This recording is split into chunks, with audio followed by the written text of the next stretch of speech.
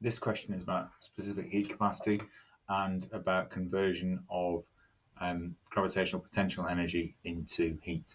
So we have a continuous stream of water falling 100 meters. No thermal energy is transferred to the surroundings. Temperature difference between the water at the top and the bottom of the waterfall.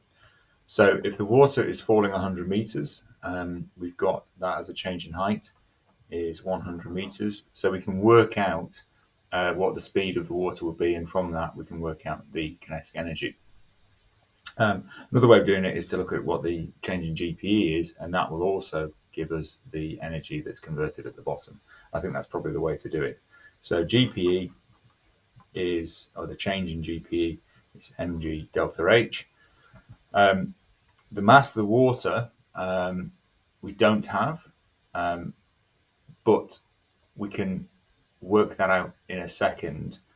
So we could do it, the change in GPE per unit mass is G delta H.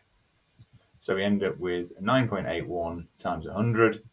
So the change in energy per unit mass is given as 981 joules per kilogram. Then, if we look at and think about it in terms of specific heat capacity, we have that. If we look at our data booklet, we'll get the notation for thermal energy that we have, and its Q is MC delta theta.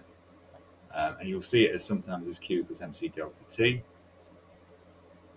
So Q over M is what we've just worked out here. So the energy per unit mass is given as C delta theta. So as long as we realize that, we can have that 981 over C is delta theta. We should be given C, specific heat capacity of water. We may be given it in the question. We're given it in the question. So I'm looking for it in the data sheet, but it's in the question.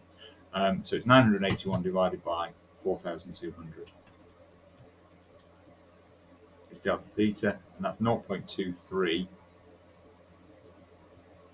Kelvin.